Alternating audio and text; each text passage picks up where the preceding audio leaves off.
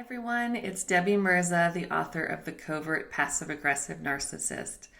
And someone requested that I do a video on the different stages of emotions that you go through when you discover that your spouse or your partner, or even a parent, this really could apply to any relationship, is a covert narcissist, because that's a huge realization. So that's what I'm going to talk about today.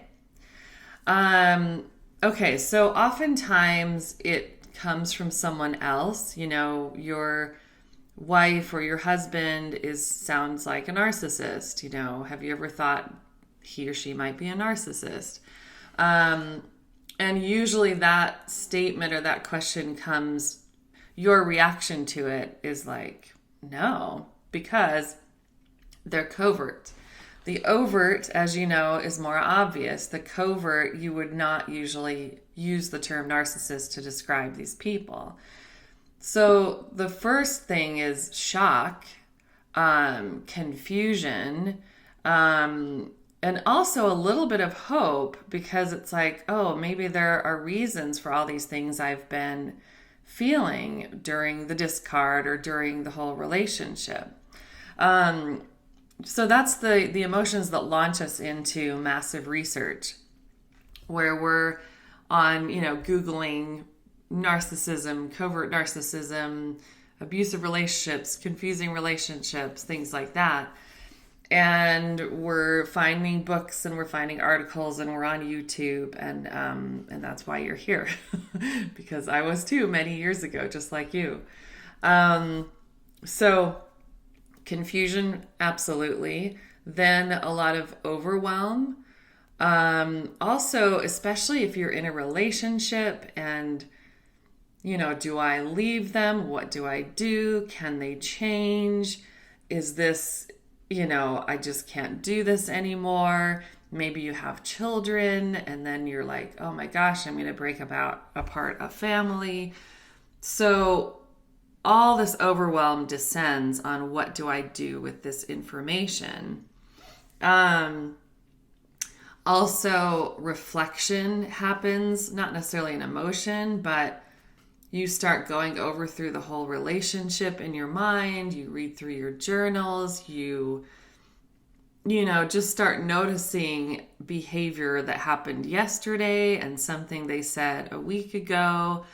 And you start seeing things through a different lens that you haven't seen before. Before it was just confusing, or it felt bad, or you blamed yourself, or you think you have a problem you need to work on.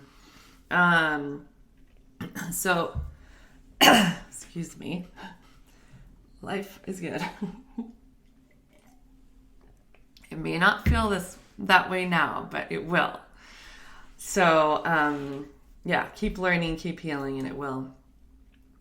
Okay, so cognitive dissonance is a huge one. Not necessarily an emotion, but a lot of emotions come from it.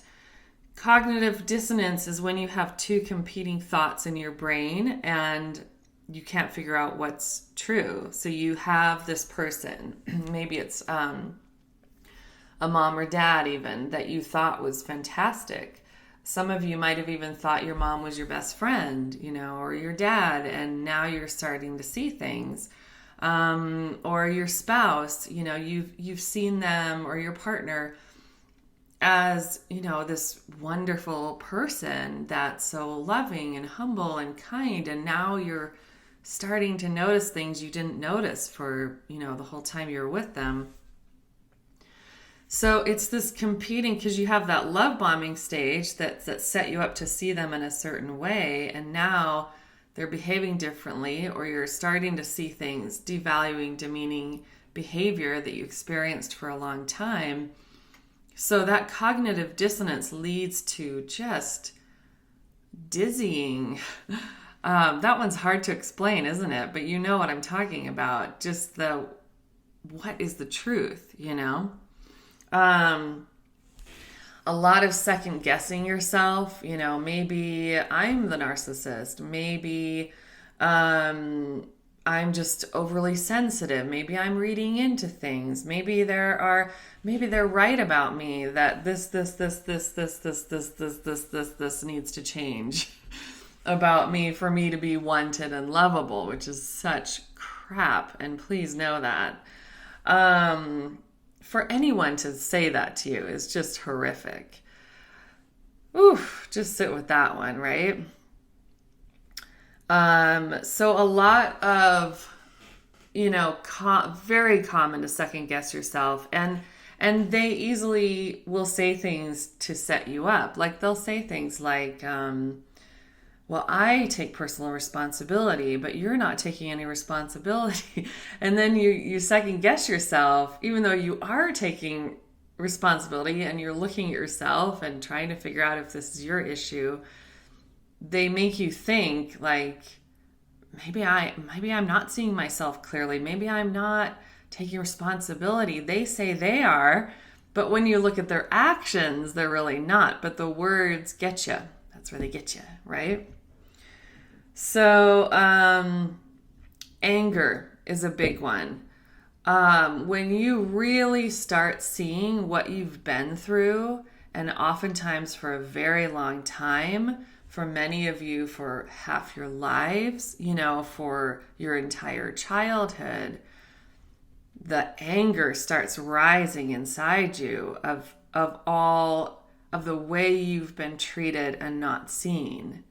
And that's okay. I want to say all these emotions are okay. There's no emotion that's bad. And, just let yourself know, even just saying a statement like, I feel really angry, just acknowledge it and say, and that's okay. It's okay for me to feel angry. I think, the more we don't allow ourselves to feel it, the more they fester, and that causes other issues. So definitely as the emotions come up, just allow yourself to feel them and let yourself know it's okay. It's okay. And I love you. And I'm proud of you. Add all those to it.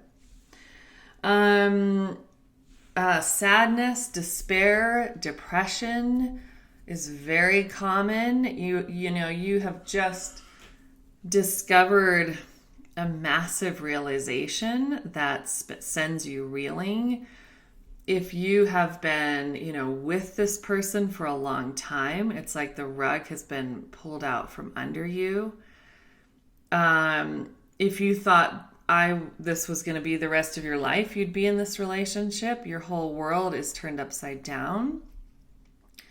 So that, and also the way you're being treated, especially through the discard phase with just such cruelty, you really are being treated like garbage. By someone who you really sincerely loved and you really believed loved you. So that sends you into also, sadness, depression, and also withdrawal. It's a lot of trauma to deal with. And it really does send you into who can I trust and not wanting to be a part of this world. It just feels like too much. So during those times, really be incredibly gentle with yourself. Do things that are very calming. I always talk about going to nature. That's like such a great refuge, such a great calming place. And there's no people to deal with. You might feel like I need a break from people, which is understandable. So just when you're with people, make sure they're people that really love you and respect you and treat you with kindness. So that's very common. Also very common to go through, and I should say, this isn't like a predictable path. First you feel this, then you feel this, then you feel this. You can feel all of these in one day. You can cycle around and come back to some and other days feel another, and that's okay. Just let them come and love yourself through them and listen to your body. What do I need right now? Do I need quiet? Do I need to laugh? Do I need to see a funny movie? Do I need to get together with a friend? Do I need to meditate? Do I need to exercise? What would feel good to your body right now?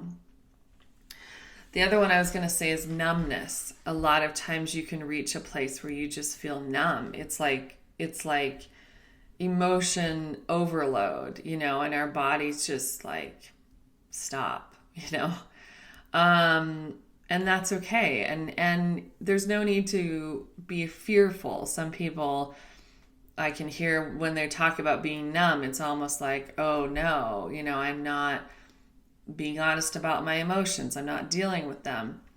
Just tell yourself, I feel numb, and that's okay.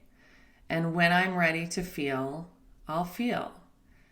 And that's okay. There's been so much put on us through these relationships that we have to be a certain way and that this is healthy and this isn't. Just let yourself feel what you're feeling. Your body knows exactly what to do. It's incredibly smart.